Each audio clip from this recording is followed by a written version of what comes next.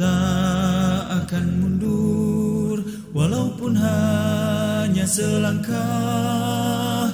Rasul mulia sebagai pedoman, Quran dan Sunnah sebagai jalan hidup kami. Bismillahirrahmanirrahim. Assalamualaikum warahmatullahi wabarakatuh. Innal hamdalillahi nahmaduhu wa nasta'inuhu wa nastaghfiruh wa natubu ilaihi wa na'udzu billahi min syururi anfusina wa min sayyiati a'malina. Man yahdihillahu fala mudhillalah wa man yudlil fala hadiyalah. Asyhadu an la ilaha illallah wahdahu la syarikalah wa asyhadu anna Muhammadan abduhu wa rasuluh la nabiyya wa la rasula ba'dah. Kaum muslimin, para sahabat LC, kembali berjumpa di webinar kali ini. Dan edisi ini saya akan menjelaskan tentang rukun Islam. Di dalam hadis yang sahih disebutkan, hadis riwayat Bukhari, Muslim, Buniyal Islam ala khams. Islam itu dibangun di atas 5 perkara, yaitu syahadatu an la ilaha illallah wa anna Muhammadar Rasulullah sallallahu alaihi wasallam, wa iqamis shalah wa ita'iz zakah wa shaumi ramadan wa hajjil bait in istata'ta ilaihi sabil. Pertama syahadat, kedua salat, ketiga puasa, keempat zakat, kelima pergi haji apabila mampu.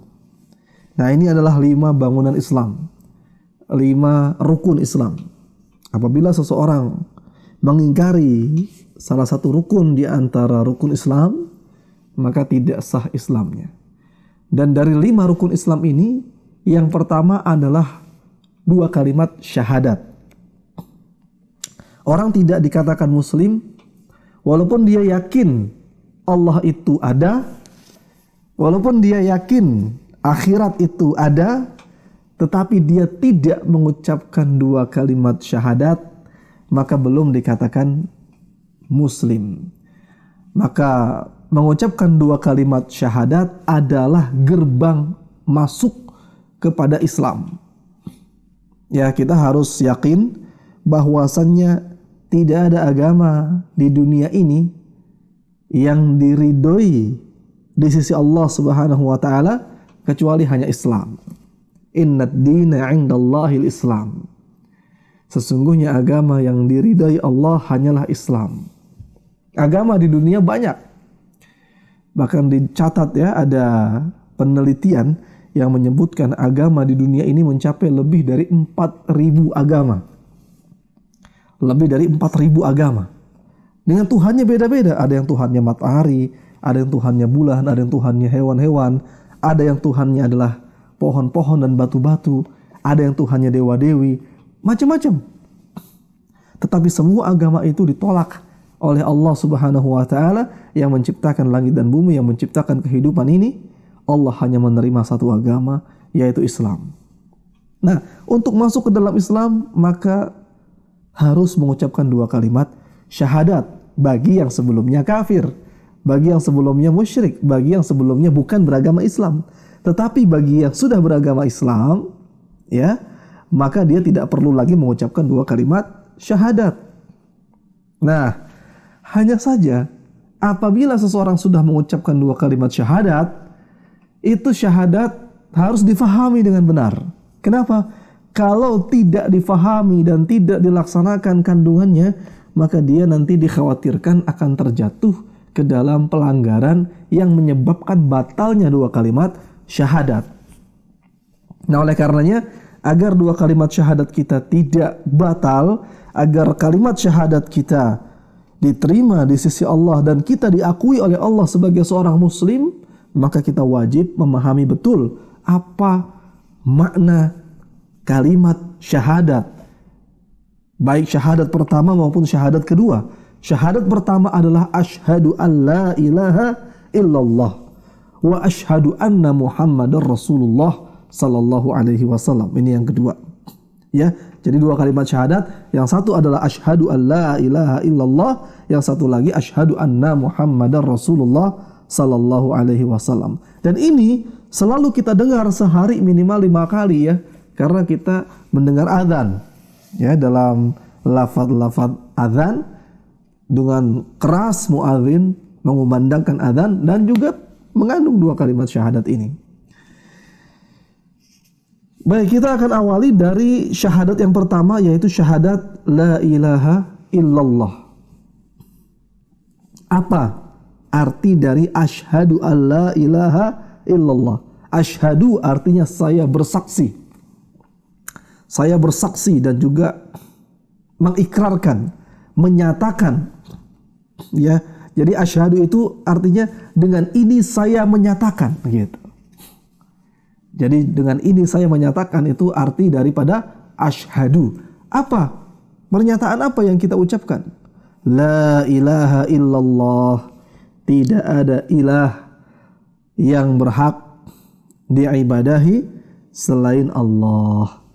Nah, ini perlu kita jelaskan bahwa arti la ilaha illallah yang sering diterjemahkan oleh kebanyakan orang adalah tiada Tuhan selain Allah. Ini makna yang kurang tepat. Kenapa? Karena faktanya di dunia ini Tuhan bukan hanya Allah. Tuhan itu banyak sekali. Kenapa? Karena disembah. Ya, ada nabi yang dijadikan Tuhan, ada raja yang dijadikan Tuhan. Siapa? Firaun. Ada nabi yang dijadikan Tuhan, yaitu Nabi Isa alaihissalam. Ya, disembah. Ada kuburan yang dijadikan Tuhan, sujud, berdoa kepada kuburan. Ada pohon yang dijadikan kuburan. Ada jin yang dijadikan kuburan, Tuhan. Ada pohon yang dijadikan Tuhan. Ya. Ada lagi apa? Kepercayaan tentang makhluk-makhluk gaib dijadikan Tuhan. Bahkan ada binatang dijadikan Tuhan. Ya, binatang dituhankan. Itu berarti Tuhan banyak. Tetapi dari sekian banyak Tuhan, hanya ada satu Tuhan yang benar, yang berhak diibadahi, yaitu Allah subhanahu wa ta'ala. Nah, inilah makna daripada syahadat la ilaha illallah, yaitu la ma'buda bihaqqin illallahu. Tidak ada sesembahan yang berhak untuk diberikan peribadatan melainkan hanya Allah. Ya, diingat-ingat ini. Tidak ada Tuhan-Tuhan yang berhak diberikan peribadahan melainkan hanya Allah. Hanya Allah. Ini disebut dengan tauhid, ya. Tauhid, mengesahkan Allah, ketuhanan yang Maha Esa, Tuhan satu. Yang kita jadikan sesembahan. Jadi tidak boleh itu orang meyakini ada Tuhan-Tuhan yang lain yang juga boleh disembah, ya, selain daripada Allah. Baik, apa kandungan daripada syahadat la ilaha illallah ini? Yang pertama adalah kandungannya, kita wajib mengesahkan Allah dalam semua bentuk peribadatan. Dalam semua bentuk peribadatan. Misalnya, tidak boleh kita sholat kecuali sholatnya hanya untuk Allah. Ya, karena kita sholat tidak boleh kepada kuburan, sholat kepada patung-patung, sholat kepada raja-raja, ruku dan sujud di hadapan raja, patung, pohon, kuburan. Tidak boleh. Bolehnya kepada siapa? Kepada Allah subhanahu wa ta'ala. Itu. Kemudian sujud kita juga sama. Ya, ruku kita, nazar kita, doa. Nah, doa ini juga sama. Doa adalah termasuk ibadah. Rasul sallallahu alaihi wasallam mengatakan, ad-du'a huwal ibadah. Doa adalah ibadah. Jadi boleh nggak orang berdoa tapi kepada selain Allah? Tidak boleh. Karena kita sudah mengucapkan 2 kalimat syahadat. Kita hanya boleh berdoa kepada Allah. Seperti kalau kita minta hujan. Ya, kita minta hujan kepada Allah subhanahu wa ta'ala. Minta hujannya dihentikan. Ya, mintanya kepada Allah subhanahu wa ta'ala. Bukan kepada pawang hujan. Pawang hujan itu tidak punya wewenang apapun untuk mengatur hujan. Ya, kita mintanya kepada siapa? Kepada Allah Subhanahu wa taala. Kemudian apalagi kita minta keturunan, kita minta ilmu, minta kepada Allah Subhanahu wa taala. Kita minta rezeki, kita minta kesehatan, minta kepada Allah Subhanahu wa taala, bukan kepada yang lainnya. Ya, ini namanya doa yang mencakup hal-hal yang memang hanya bisa dikabulkan oleh Allah. Kita bolehnya hanya kepada Allah saja. Kecuali kita minta tolong dengan sesuatu yang bisa dilakukan oleh manusia, maka boleh kita minta kepada manusia. Ya, misalkan kita motornya mogok di pinggir jalan. Lalu ada teman kita lewat, kita minta bantu dorong. Boleh nggak kita minta bantu kepada manusia dalam hal yang dia lakukan bisa untuk dilakukan, yaitu mendorong motor? Boleh. Tapi kalau berdoa meminta kepada manusia, minta tolong dengan sesuatu yang dia tidak sanggup, itu tidak boleh. Hanya boleh kita minta kepada Allah Subhanahu wa taala. Seperti minta keturunan, ya, minta kesehatan, minta rezeki, minta ilmu yang bermanfaat. Itu mintanya semuanya kepada Allah Subhanahu wa taala, bukan kepada selain Allah Subhanahu wa taala. Kemudian kandungan dan konsekuensi daripada syahadat la ilaha illallah yang kedua adalah kita meyakini bahwa hanya Allah lah satu-satunya pencipta. Satu-satunya pencipta di alam semesta ini, pengatur alam semesta, yang menghidupkan dan yang mematikan. Ya, tidak ada selain Allah yang bisa menandingi atau menyamai dalam hal itu, atau mendekatinya pun tidak bisa. Jadi ingat tadi 3 hal. Yang menciptakan alam semesta beserta seluruh isinya adalah Allah. Allah yang menciptakan. Ya, bukan selain Allah. Semua diciptakan oleh Allah. Manusia diciptakan oleh Allah. Semua yang ada di alam semesta ini bukan tercipta dengan sendirinya, tetapi melainkan ada yang menciptakan, yaitu Allah Subhanahu wa taala. Bukan selain Allah. Tidak ada selain Allah yang mampu menciptakan. Ya, walaupun para ahli misalkan, ya, para ahli berkumpul, profesor-profesor berkumpul menciptakan seekor nyamuk pun tidak akan sanggup. Ya, tidak akan sanggup. Karena hanya Allah yang mampu menciptakan makhluk hidup. Mengaturnya. Setelah diciptakan, diatur. Kita bisa lihat keteraturan planet-planet yang tidak saling bertabrakan. Kemudian peredaran matahari, peredaran bulan. Ya, kemudian Allah juga mengatur rezeki bagi masing-masing makhluknya. Itu semua tidak ada yang bisa menyamainya atau menandingi Allah Subhanahu wa ta'ala. Kemudian menghidupkan dan mematikan, ini juga sama. Ya, menghidupkan dan yang mematikan hanyalah Allah Subhanahu wa ta'ala. Tidak ada orang yang bisa menghidupkan orang yang sudah mati, kecuali orang itu nabi yang diberikan mukjizat, ya. Itu pun mukjizatnya dari Allah Subhanahu wa ta'ala. Ya, mukjizat kepada Nabi Isa alaihissalam.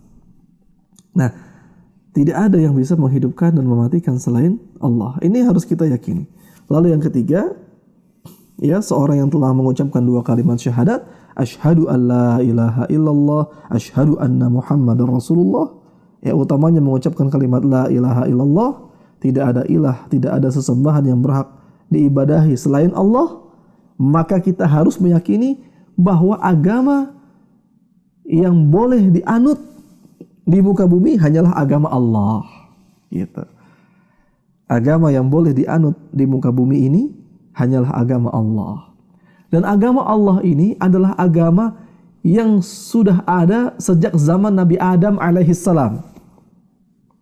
Agama Islam ini sudah ada sejak zaman Nabi Adam alaihissalam.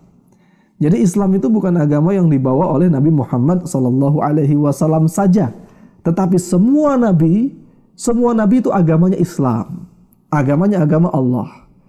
Nabi Adam, Nabi Nuh, Nabi Idris, Nabi Hud, Saleh, kemudian Nabi Ibrahim, ya, Nabi Daud, Nabi Musa, Nabi Daud, Nabi Isa, Nabi Muhammad SAW, dan semua para nabi. Semua para nabi yang disebutkan dalam Al-Quran, ada 25 nabi dan rasul. Dalam hadis disebutkan ada 124.000 nabi dan 313 rasul. Dalam hadis ada yang disebutkan nabi-nabi yang tidak disebutkan di Al-Quran, seperti Nabi Yusha bin Nun. Kemudian juga ada Nabi Khidir. Itu semuanya beragama Islam. Semuanya beragama Islam, tetapi syariatnya berbeda-beda. Dan penutup para nabi itu adalah Nabi Muhammad SAW. Dengan kehadiran Nabi Muhammad telah menghapus semua syariat-syariat nabi yang terdahulu.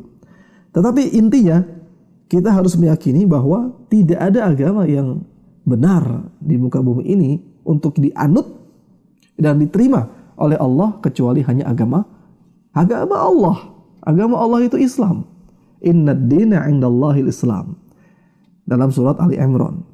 Dalam ayat yang lain dikatakan wa may yabtaghi ghairal islami dinan fala yuqbala minhu wa huwa fil akhirati minal khasirin. Barang siapa yang mencari agama selain daripada Islam, tidak akan diterima agama itu darinya, dan di akhirat dia termasuk orang yang merugi. Jadi kalau orang sudah bersyahadat la ilaha illallah, maka dia tidak boleh lagi meyakini ada agama yang benar selain Islam. Ya, tidak boleh ada akidah pluralisme agama. Apa pluralisme agama itu? Menganggap semua agama benar. Ya, menganggap semua agama benar. Tidak boleh itu. Kalau orang sudah bersyahadat, dia hanya boleh mengakui yang benar hanya Islam. Gitu. Kecuali dia belum bersyahadat. Dia masih ragu-ragu, masih belum tahu mana yang harus diikuti agamanya. Tapi kalau sudah mengucapkan 2 kalimat syahadat, hanya Islam yang boleh diikuti. Nah, ini adalah kandungan serta makna dari la ilaha illallah. Nabi Ibrahim alaihi salam juga diajari oleh Allah Subhanahu wa taala dengan sebuah kalimat, ya, untuk berlepas diri dari semua sesembahan selain Allah. Apa kata Allah Subhanahu wa taala tentang kisah Nabi Ibrahim ini? Ya, Nabi Ibrahim berkata, innani bara'um mimma ta'budun illa alladhi fatarani. Ya, sesungguhnya aku berlepas diri terhadap apa yang kalian sembah, tetapi aku hanyalah menyembah Allah yang menciptakanku. Tuhan yang menciptakan aku. Surat Az-Zukhruf ayat 26-27. Nah, ini juga ayat ini mengandung makna la ilaha illallah. Jadi la ilaha itu peniadaan dulu. Tidak ada yang saya agungkan, tidak ada yang saya sembah, tidak ada yang benar untuk diibadahi illallah, kecuali hanyalah Allah. Begitupun Nabi Ibrahim alaihi salam mengatakan innani bara'um mimma ta'budun. Sesungguhnya saya berlepas diri dari semua sesembahan yang kalian sembah. Apa yang disembah itu di zaman Nabi Ibrahim? Banyak. Ada orang yang menyembah matahari dan bulan. Ada orang yang menyembah bintang-bintang. Ada orang yang menyembah raja-raja. Ada orang yang menyembah patung-patung. Bahkan orang tua Nabi Ibrahim alaihi salam pun adalah seorang pembuat patung. Bahkan raja yang dituhankan pun dia menyembah patung. Jadi di zaman Nabi Ibrahim itu ada orang yang menuhankan raja. Rajanya mengaku sebagai Tuhan, tetapi raja sebagai Tuhan masih mengagungkan Tuhan berupa patung, gitu. Jadi siapa Tuhannya? Maka Nabi Ibrahim berlepas diri dari semua itu dengan mengatakan innani bara'um mimma ta'budun. Saya berlepas diri dari semua yang kalian ibadahi. Kemudian saya hanya menetapkan illalladzi fatarani, kecuali saya hanya menyembah Tuhan yang menciptakan saya, yaitu Allah Subhanahu wa ta'ala. Surat Az-Zukhruf ayat 26-27. Nah, kemudian kita beralih kepada syahadat yang kedua, yaitu syahadat Muhammadur Rasulullah sallallahu alaihi wasallam. Ya. Ini syahadat yang kedua. Syahadat ini adalah bentuk pernyataan. Ya. Pernyataan, saya menyatakan bahwa Nabi Muhammad adalah utusan Allah Subhanahu wa taala. Utusan Allah. Jadi Nabi Muhammad itu utusan Allah dari jenis manusia. Jadi hamba. Nabi Muhammad itu adalah hamba, abdun. Artinya Nabi Muhammad pun menyembah Allah. Tetapi kelebihan Nabi Muhammad dibandingkan dengan manusia yang lain, beliau ini adalah utusan Allah. Ya, Nabi Muhammad adalah utusan Allah Subhanahu wa taala. Ya, Nabi Muhammad sallallahu alaihi wasallam menjelaskan bahwa qul innama ana basyarum mithlukum. Di surat Al-Kahfi ayat 110. Katakanlah wahai Muhammad, sesungguhnya aku ini adalah manusia biasa seperti kalian. Aku ini seorang nabi, tetapi manusia biasa seperti kalian, tidak punya kemampuan spesial apa-apa. Bedanya saya ini nabi, penyampai kabar gembira, kemudian peringatan, kemudian juga menyampaikan wahyu yang Allah turunkan kepada kalian. Hanya saja selebihnya saya sama seperti kalian, ya, sama. Innama ana basyarum mithlukum. Sesungguhnya aku ini manusia yang sama seperti kalian. Nah, ini konsekuensi serta kandungan dari ucapan Muhammad Rasulullah sallallahu alaihi wasallam. Ada beberapa hal yang perlu kita fahami. Yang pertama adalah kita harus mengakui dan meyakini bahwa Nabi Muhammad sallallahu alaihi wasallam adalah seorang nabi, rasul terakhir, ya. Tidak ada nabi dan rasul setelah Nabi Muhammad sallallahu alaihi wasallam.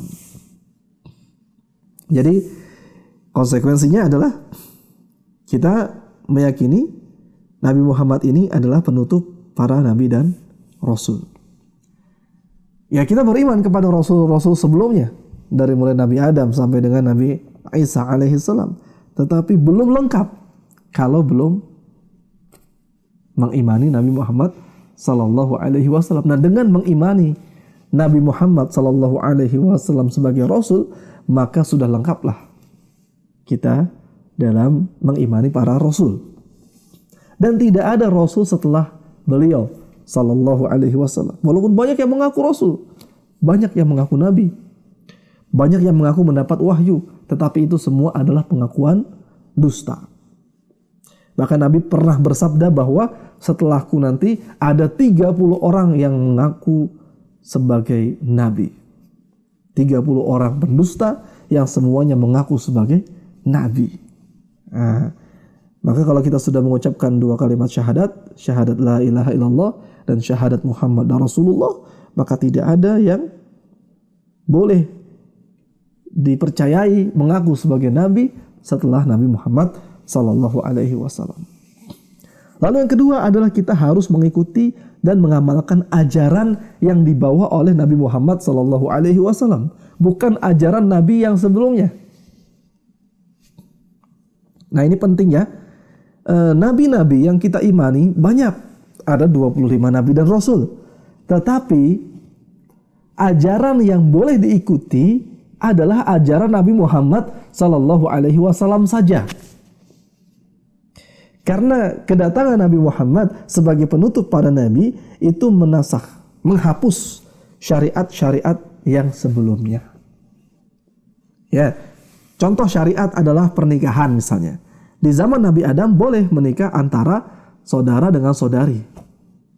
Ya, dua bersaudara dinikahkan. Maka dengan adanya syariat Nabi Muhammad sallallahu alaihi wasallam tidak boleh lagi pernikahan antar saudara.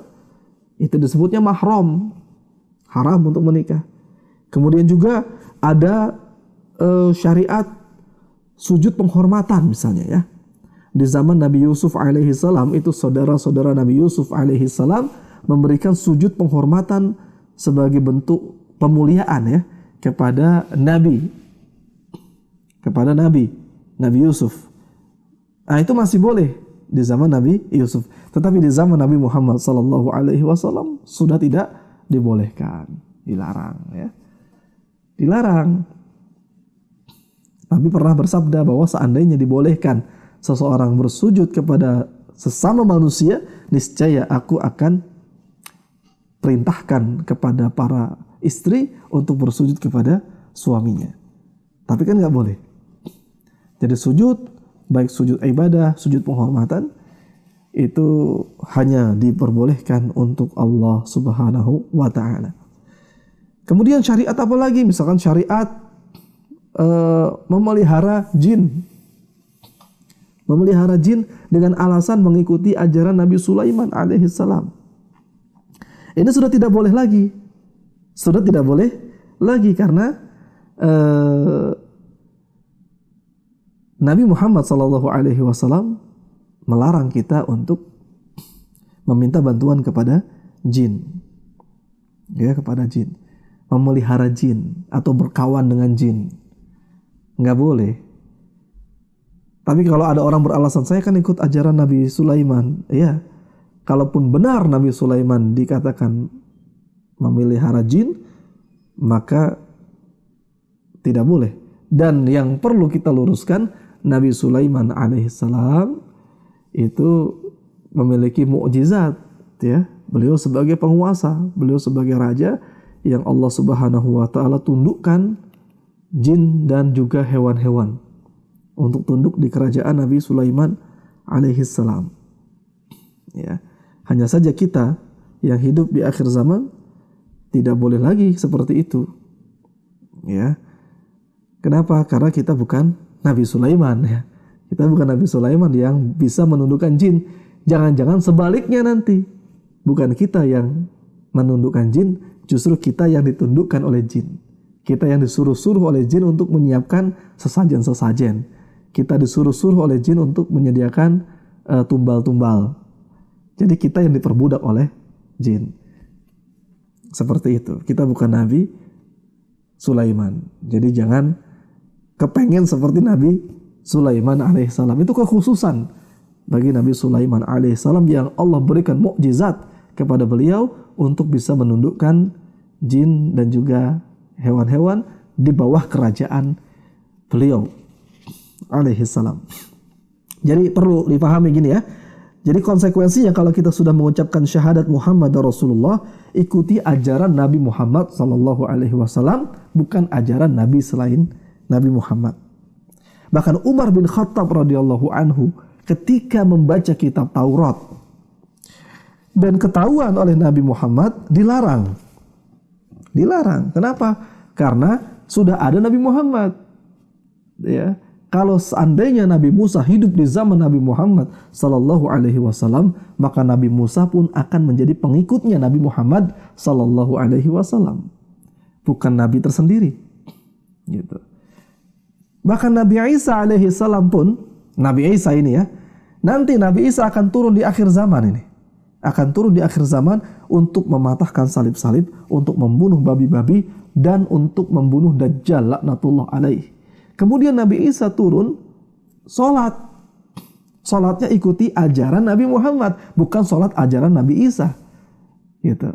Jadi ketika Nabi Isa turun di akhir zaman, bukan lagi sebagai Nabi, tetapi sebagai pengikut Rasulullah Sallallahu Alaihi Wasallam. Nah, ini menjadi bukti bahwasanya mengikuti ajaran Nabi Muhammad Sallallahu Alaihi Wasallam adalah konsekuensi yang tidak boleh dilanggar, ya, dan tidak boleh lagi kita mengikuti ajaran selain Nabi Muhammad Sallallahu Alaihi Wasallam, apalagi ajaran yang bukan berasal dari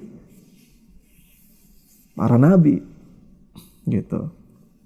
Ajaran para nabi selain Nabi Muhammad saja itu tidak boleh kalau berbeda ya dengan Nabi Muhammad, apalagi ini ajaran yang bukan nabi.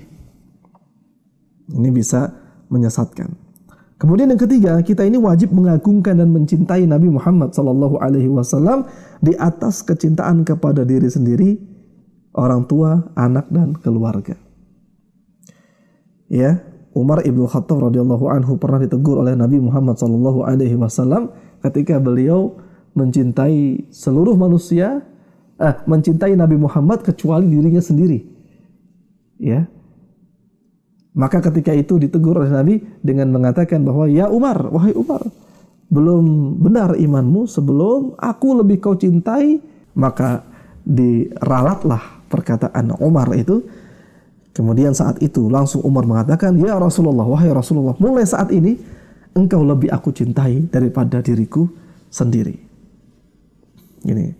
Kemudian yang keempat, kita wajib membenarkan semua kabar yang disampaikan oleh Nabi Muhammad sallallahu alaihi wasallam, dan kita harus meyakini beliau adalah orang jujur, bukan pendusta. Jadi semua kabar walaupun tidak masuk logika, wajib kita percayai kalau datangnya dari Nabi Muhammad sallallahu alaihi wasallam. Karena beliau orang jujur. Di antaranya kabar tentang Isra Mi'raj. Peristiwa Isra Mi'raj. Perjalanan dari Mekah menuju Baitul Maqdis Palestina dalam satu malam.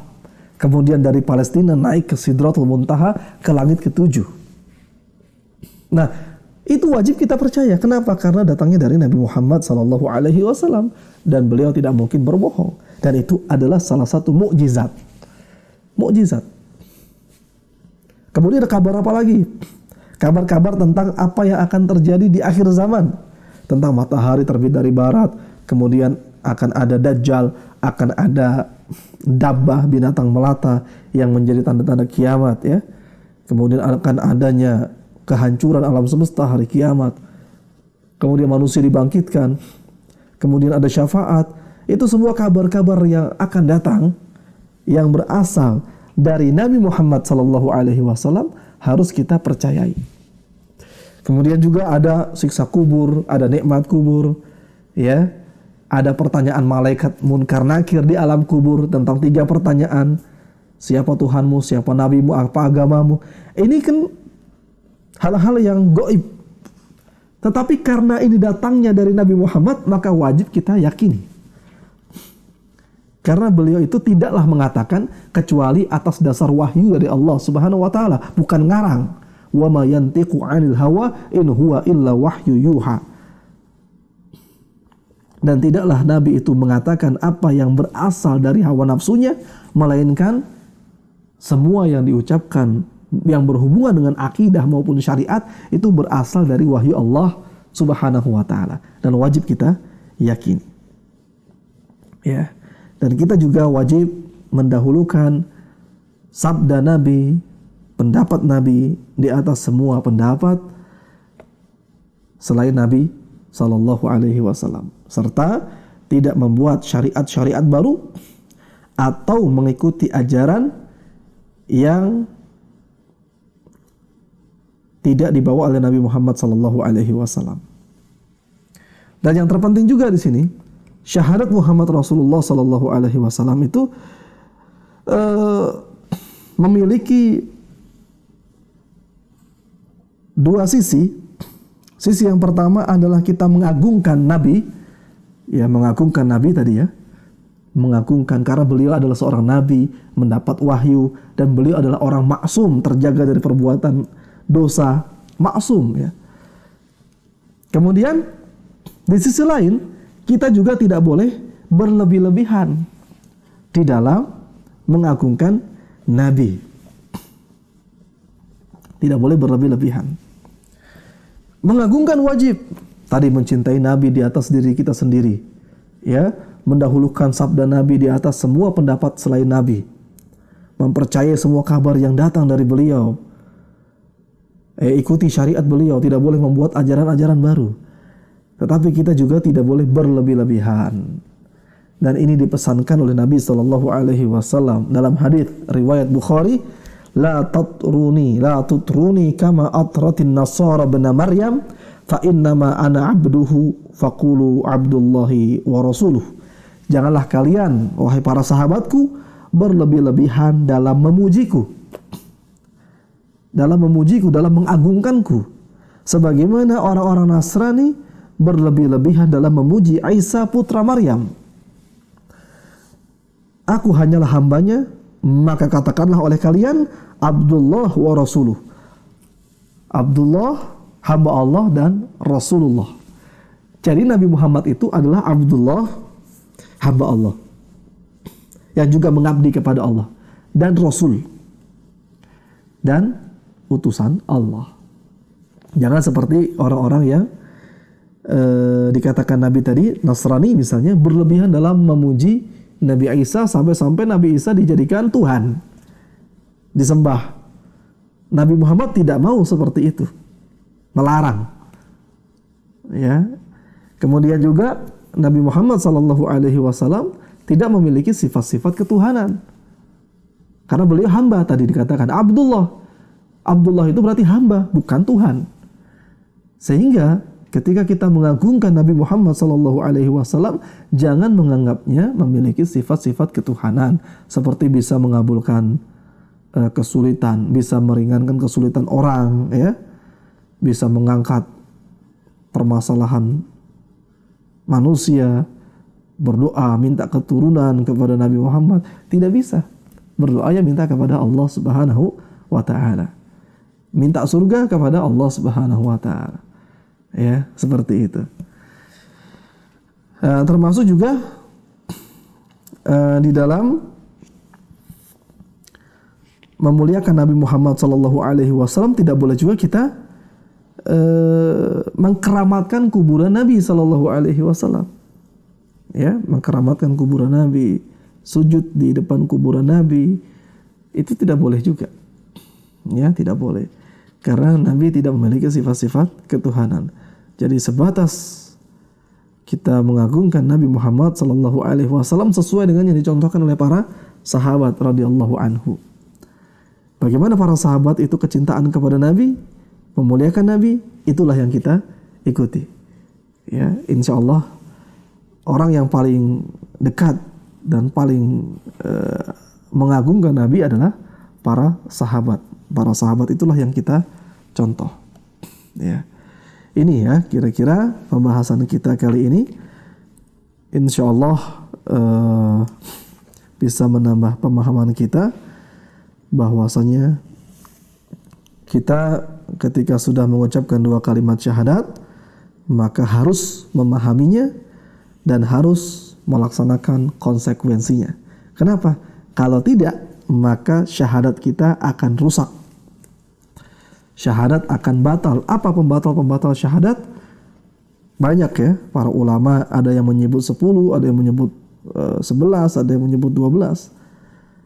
Gitu. Yang mana pembatal-pembatal syahadat ini tentu saja akan dibahas di lain waktu ya. Atau bisa juga ikuti channel LC, karena di channel LC ini sudah pernah ada pembahasan tentang pembatal-pembatal syahadat, yang mana kita mengetahui pembatal syahadat supaya bisa menghindarinya dan tidak terjatuh ke dalamnya. Ini yang bisa dibahas, kurang lebihnya mohon maaf. Kita tutup dengan doa kafaratul majlis. Subhanakallahumma wa bihamdika asyhadu an la ilaha illa anta astaghfiruka wa atubu ilaik.